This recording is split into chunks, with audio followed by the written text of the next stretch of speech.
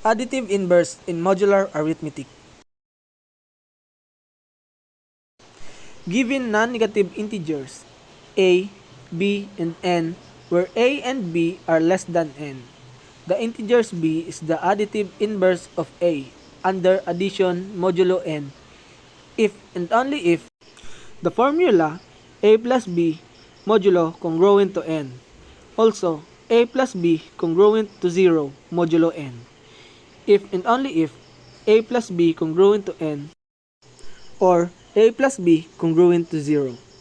Example, find the additive inverse of all positive integers less than 5 under addition modulo 5 using the formula of a plus b modulo congruent to n. Find any number that you can add that equal to 5. So look at the presentation. 1 plus 4 congruent to 5. The 1 stand for A and 4 stand for additive inverse. The N stand for the total. So let's proceed. 2 plus 3 congruent to 5. Again, any number that add must equal to 5 because our modulo is 5. 3 plus 2 congruent to 5. 4 plus 1 congruent to 5. You can see the results in the table. The modulo is congruent to 5. I have 10 examples here, so let's see 10 examples of additive inverse in modular arithmetic. Number 1. To find the additive inverse of 7 in modulo 16, you need to find a number that when added to 7 results in 0 modulo 16. In other words, you are looking for a number x such that 7 plus x modulo 16 is equal to 0. Now, you want to find a number x that is equivalent to negative 7 modulo 16. In modular arithmetic, negative numbers can be represented as their positive counterparts in modulo arithmetic.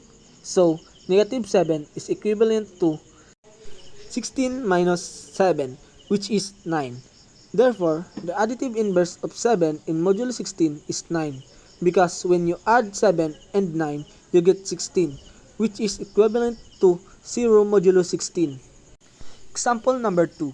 Find the additive inverse of 6 in modulo 12. The additive inverse of 6 in modulo 12 is 6 itself. In modulo arithmetic, the additive inverse of a number is the number that, when added to the original number, equals the modular base. In this case, 12. So, 6 plus 6 congruent to 0, modulo 12. Example number 3. Find the additive inverse of 4 in modulo of 9. The additive inverse of 4 in modulo of 9 is 5.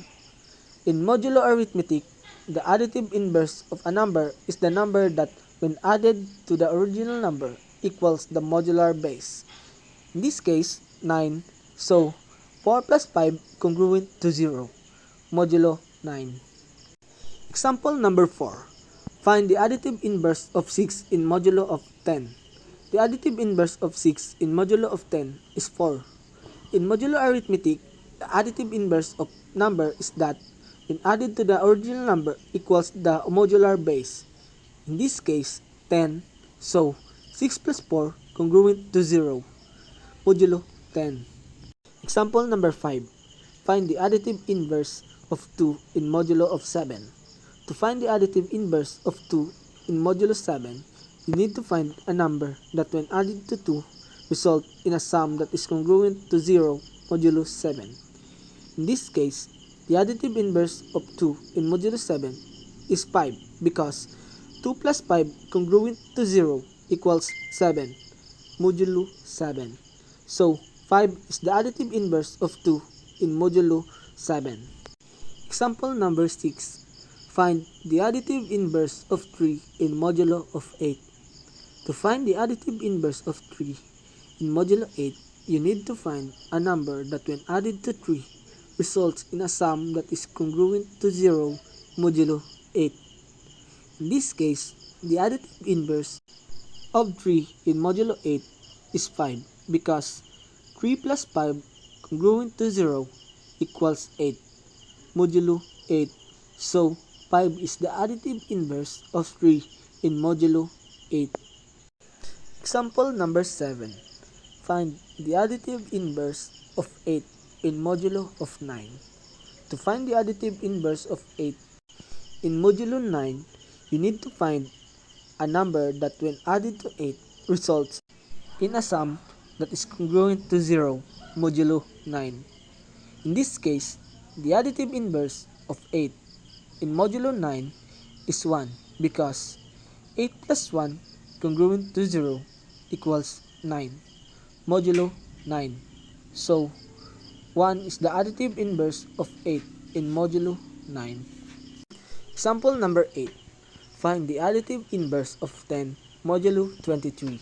In modular arithmetic, finding the additive inverse of a number a modulo n means finding another number x such that when you add a and x together and take the result modulo n, you get 0 given equal to 10 and n is equal to 23.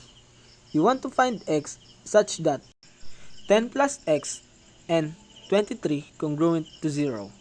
To find x, subtract 10 from both sides. X 23 congruent to negative 10. Now, since you want a positive result, you can add 23 to the right side to make it positive while maintaining the congruence x 23 congruent 23 negative 10. X is equal to 13. So, the additive inverse of 10 modulo 23 is 13 because when you add 10 and 13 together and you take the result modulo 23, you get 0.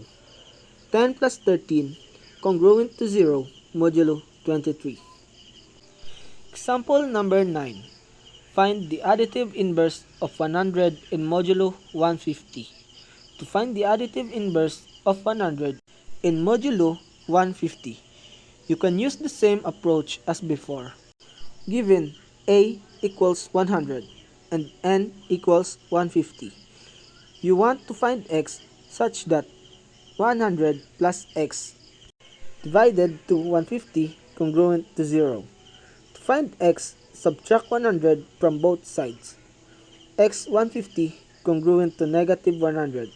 Now, to make it positive while maintaining the congruence, you can add 150 to the right side.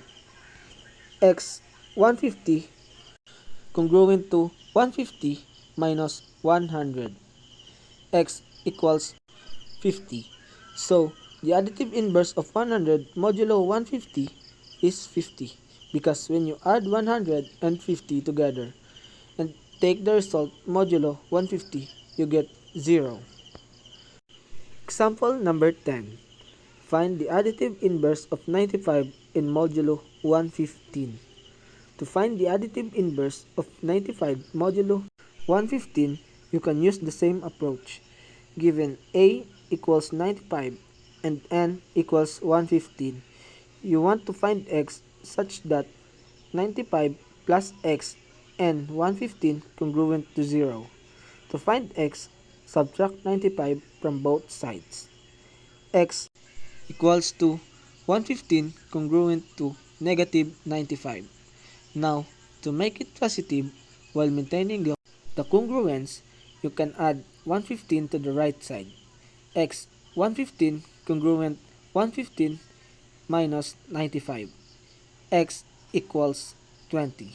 So, the additive inverse of 95 modulo 115 is 20 because when you add 95 and 20 together and take the result modulo 115.